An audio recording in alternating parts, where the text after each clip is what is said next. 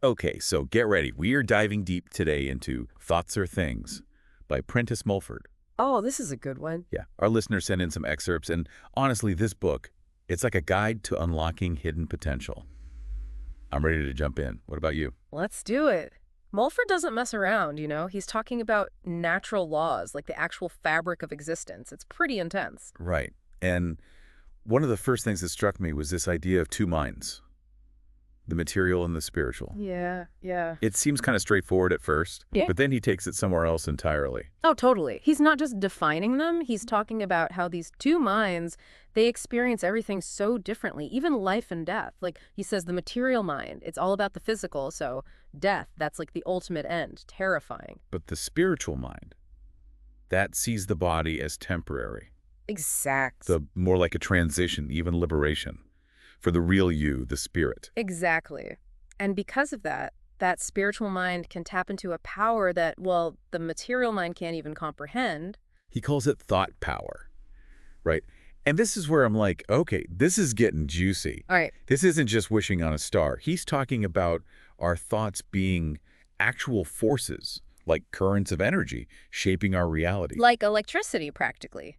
Each thought with its own frequency.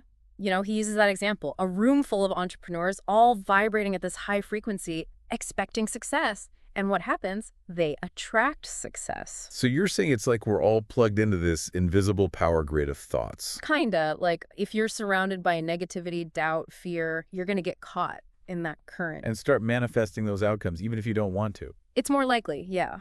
But on the flip side, surround yourself with people striving for similar goals, believing in what's possible. You create this powerful collective energy. Okay, that makes sense. But then what about fear? Like that panic when you think you'll miss your train, even if you logically know there's another one coming. Oh, Mulford talks about that. He'd say you're getting swept up in this collective current of fear. All those people who've panicked about missing the train before. Exactly. Generations of it building up this feedback loop of negative energy. And he even compares dwelling on those fearful thoughts to, get this, ingesting poison. Oh, yeah. It's not just unpleasant. It messes us up on every level. Oh, absolutely. He gives this example of a guy rushing for a streetcar, acting like it's the end of the world if he misses it.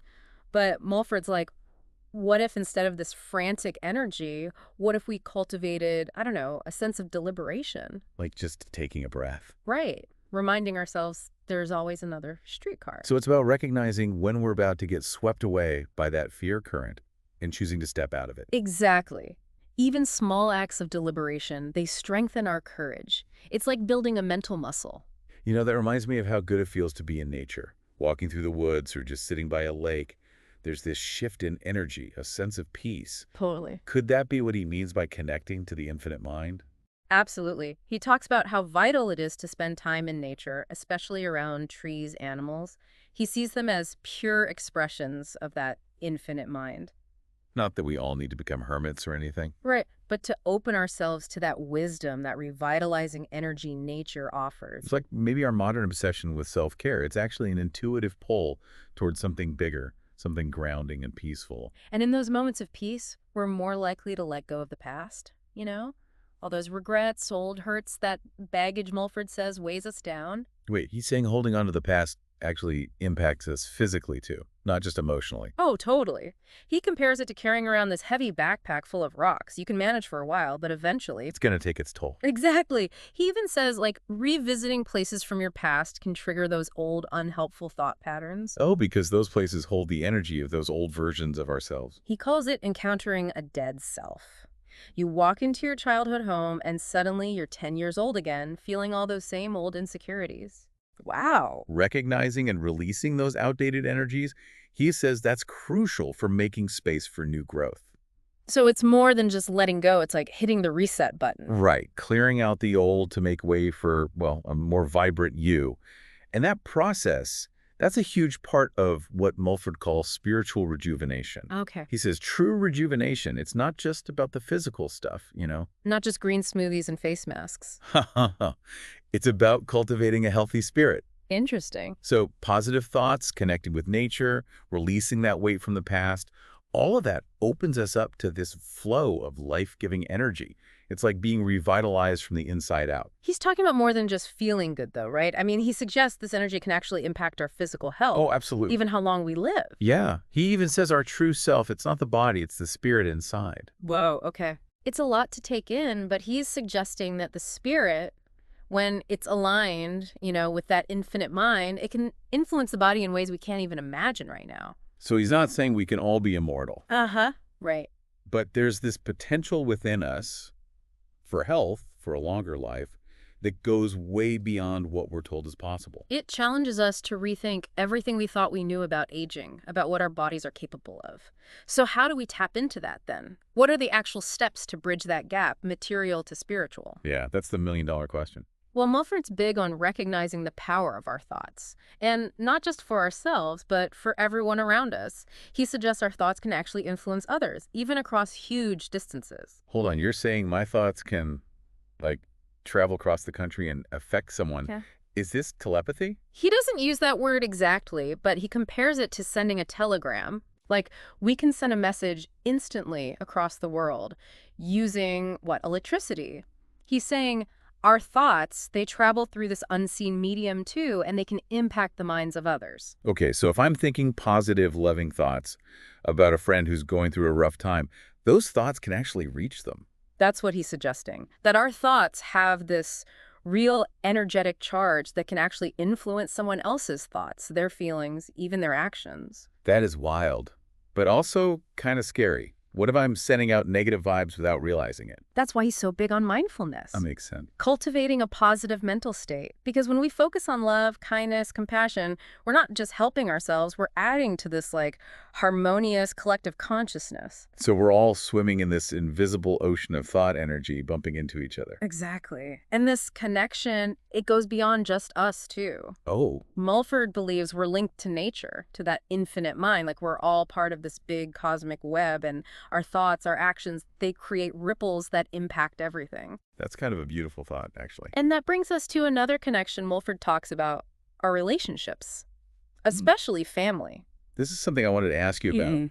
He has a really different take on family. Like, he's challenging this idea that it's all about blood ties. Right. He says true kinship, it runs way deeper than shared DNA. It's about shared values, beliefs, that kind of thing. We connect with those who resonate with us on a spiritual level. So that friend who just gets you, who you can talk to for hours about anything, they might be more like family than a distant relative you only see on holidays. Exactly. Mulford says our spiritual families, they're made up of the people who support our growth, challenge us to be better, and share those core values. He also acknowledges that family, even with shared values, it can be messy. Like all those unspoken expectations, burdens. Absolutely. Yeah, he talks about this unconscious tyranny that can happen in families. It's subtle, those pressures to fit into a certain role, even if it's not who you really are. Like a parent pushing their kid towards a specific career path, even if the kid's not into it. Exactly. Mulford would say that's harmful, trying to control or mold someone else. He's all about respecting individual autonomy, letting people find their own way. And it's more than just choices, right? It's those burdens we put on family too. Oh, yeah. Like those unspoken expectations, always being there for emotional support, financial help, whatever. Right. And Mulford's really clear about how much those demands, even unspoken, they can hurt relationships. He says true giving, it should come from love, a real willingness, not a sense of obligation or duty. So like if you're always lending money to family, even if it's hard for you, Mhm. or always the one giving emotional support to the point you're drained, that's maybe a sign to set some boundaries. Exactly. It's a tough one, finding that balance between being there for loved ones and honoring your own needs. Definitely. And Mulford, he's all about self-care. He says when we prioritize our well-being, mind, body, spirit, we can actually be there for others in a more genuine way. It makes me think about those people Mulford talks about, the ones who they operate on a different level, Right. like defying the limitations most of us accept. Is he talking about like superpowers here? He wouldn't use that word exactly. More like as we grow spiritually, align ourselves with, I guess you could say, the laws of the universe, we access these abilities, stuff most people wouldn't believe. Okay, so maybe not slying or mind reading, but still pretty amazing. Right. Does he give any hints about what these abilities might be? He mentions people who can see beyond the five senses, communicate telepathically, even influence things in the physical world, just with their You minds. mean like healing with thoughts, or maybe even influencing events? He doesn't lay out like a how-to guide or anything. Right. What he emphasizes is having this deep faith in the infinite mind, surrendering to it. So it's not about pushing for these abilities, Hmm. but creating the right space for them to happen naturally. He compares it to a seed sprouting. You can't force it to grow, but you give it good soil, water, sunlight, and then you trust. You create the conditions and then let go. Exactly. So we're talking about cultivating this like fertile inner landscape, an open mind, receptive, aligned with that infinite power. Right, and here's the really cool part. Mulford believes this whole process, this spiritual unfolding, it's not just about individual enlightenment, it's about the evolution of everyone, all of humanity. So the more people who tap into this potential, it actually raises the consciousness of the planet. That's the idea. He envisions this future where we go beyond our current limitations, where sickness, poverty, those are things of the past, where people live in harmony with each other, with nature. It's a beautiful vision. It really is. But can we actually get there? Mulford believed it's not just a dream, it's the natural progression of our spiritual evolution. As we understand these laws that govern us, we can't help but move towards that more harmonious state. So it's not about changing the world out there, but changing ourselves in here and trusting that the world will follow suit. Exactly. And that takes us back to something we touched on earlier, that question Mulford asks. If negativity is contagious, if we can pick up on fear, anxiety, all that from others, shouldn't the same be true for the good stuff? Like we can actually catch goodness just by being around positive, uplifting people, ideas, experiences. Right. Think about it. We're bombarded with negativity all the time. News, social media, it's easy to get pulled down. It really is. But, like Mulford says, we have a choice. We can choose to focus on the good, to amplify those uplifting energies.